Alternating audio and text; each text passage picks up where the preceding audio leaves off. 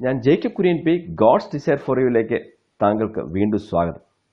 ചില നാളുകൾക്ക് ശേഷം വീണ്ടും താങ്കളോട് ഇപ്രകാരം സംസാരിക്കാനിടയായി സന്തോഷിക്കുന്നു. നിങ്ങൾക്ക് നിങ്ങളെ തന്നെ മനസ്സിലാക്കുവാൻ സാധിച്ചിട്ടുണ്ടോ? നിങ്ങൾ ആരാണെന്ന് സ്വയം ചിന്തിച്ചിട്ടുണ്ടോ? തിരക്ക് പിടിച്ച ജീവിത ഓട്ടത്തിനിടയിൽ സ്വയം കണ്ടെത്താൻ നിങ്ങൾ സമയം എടുത്തിട്ടുണ്ടോ? അണ്ടർസ്റ്റാൻഡിങ് അവേഴ്സെൽസ് അല്ലെങ്കിൽ സ്വയം മനസ്സിലാക്കുക എന്നതിനെക്കുറിച്ചാണ് ഇന്ന് ഗോഡ്സ് ഡിസയർ ഫോർ യുവിൽ ചിന്തിക്കുന്നത്.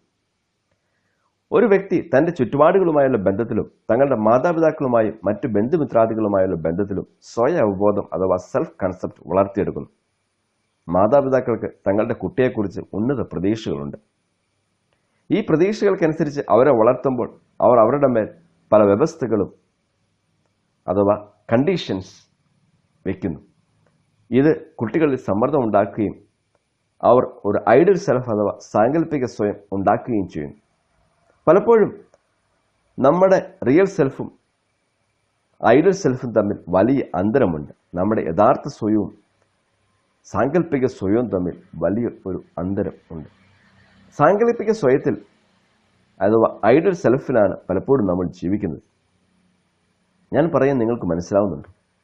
യഥാർത്ഥ നമ്മളെ നമുക്കറിയാമോ? കെട്ടിപ്പടുത്ത് ഉയർത്തിയ സാങ്കല്പിക സ്വയത്തിൻ്റെ മതിൽക്കെട്ടുകളെ പൊളിച്ച് യഥാർത്ഥ മനുഷ്യരായി ജീവിക്കാൻ നമുക്ക് ആഗ്രഹമുണ്ട്. കീർക്കെഗാഡ് എന്ന ചിന്തകൻ ഇങ്ങനെ എഴുതി, the deepest form of despair is to choose to be another than himself. ഏറ്റവും വലിയ നിരാശ എന്ന് പറയുന്നത് നമ്മൾ മറ്റുള്ളവരാകുവാൻ ശ്രമിക്കുന്നതാണ്. മറ്റൊരു ചിന്തകൻ സന്തോഷമുള്ള വ്യക്തികൾ ആരാണ് എന്നതിനെക്കുറിച്ച് ഇങ്ങനെ എഴുതി, happy people are those who want to be themselves and contemplate goals which are within their potential. താൻ ആയിരിക്കുന്ന പോലെ ആയിരിക്കുകയും തൻ്റെ കഴിവിൻ്റെ പരിധിയിൽ നിന്നുകൊണ്ട് തൻ്റെ ലക്ഷ്യങ്ങൾക്കായി പരിശ്രമിക്കുകയും ചെയ്യുന്നയാളാണ് സന്തോഷമുള്ള വ്യക്തി. 1955 ജോസഫ് ലെഫ്റ്റും ഹാരി ഇൻഹാമും ചേർന്ന് മനുഷ്യ മനസ്സിനെക്കുറിച്ചുള്ള ഒരു മനഃശാസ്ത്ര വിശകലനം നടത്തി. ഇതിനെ ജൊഹാരി വിൻഡോ എന്ന് പറയും. ഈ ജനലിന് 4 ഭാഗങ്ങളാണുള്ളത്. മനുഷ്യ വ്യക്തിത്വത്തിൻ്റെ 4 ഭാഗങ്ങൾ. ഒന്നാമത്തെ ഭാഗത്തിന് പബ്ലിക് സെൽഫ് എന്ന് പറയും. പബ്ലിക് സെൽഫ് നിങ്ങൾക്കും മറ്റുള്ളവർക്കും കാണാം. മറ്റുള്ളവർ കാണുന്ന ഈ ഭാഗം ചിലപ്പോൾ നമ്മുടെ ശരിയായ വ്യക്തിത്വമായിരിക്കും, അല്ലെങ്കിൽ നമ്മുടെ യഥാർത്ഥത്തെ മറയ്ക്കാൻ നമ്മൾ മെനഞ്ഞിരിക്കുന്ന മൂടുപടമായിരിക്കും. രണ്ടാമത്തെ ഭാഗം പ്രൈവറ്റ് സെൽഫ് ആണ്. ഈ ഭാഗം നമുക്ക് മാത്രമേ അറിയാവൂ, മറ്റുള്ളവർക്ക് അറിയില്ല. എല്ലാവർക്കും ഒരു പ്രൈവറ്റ് സെൽഫുണ്ട്. ചിലപ്പോൾ അത് ആവശ്യവുമാണ്. ഉദാഹരണത്തിന് കുട്ടികളുടെ മാതാപിതാക്കൾക്ക് എല്ലാം പങ്കുവെക്കാൻ സാധ്യമല്ല.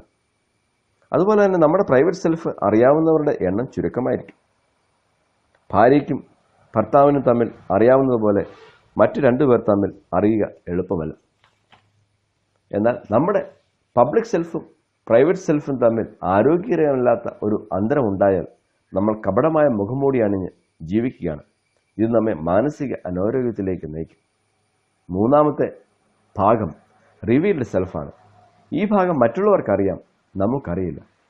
മറ്റുള്ളവർക്ക് നമ്മുടെ ബലഹീനതകളും നമ്മുടെ ബലവും മനസ്സിലാക്കാം. എന്നാൽ ചിലപ്പോൾ അത് നമുക്ക് അറിയാൻ സാധിക്കത്തില്ല. നമ്മുടെ കുറവുകൾ കാണിച്ചു തരാൻ അവർക്ക് സാധിക്കും. നമ്മൾക്കറിയാമല്ലാത്ത നമ്മുടെ ബ്ലാക്ക് സ്പോട്ടുകൾ അവർക്ക് മനസ്സിലാക്കി തരുവാനായിട്ട് സാധിക്കും. നാലാമത്തെ ഭാഗം അൺനോൺ സെൽഫാണ്.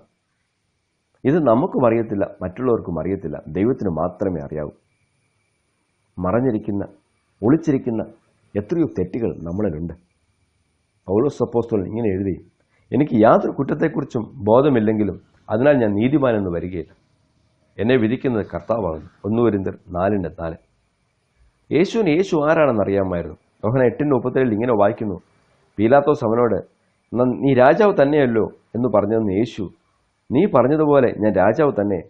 സത്യത്തിന് സാക്ഷി നിൽക്കേണ്ടതിന് ഞാൻ ജനിച്ച് അതിനായി ലോകത്തിൽ വന്നുമിരിക്കുന്നു. സത്യതൽപരനായവർ എല്ലാം എൻ്റെ വാക്ക് കേൾക്കുന്നു.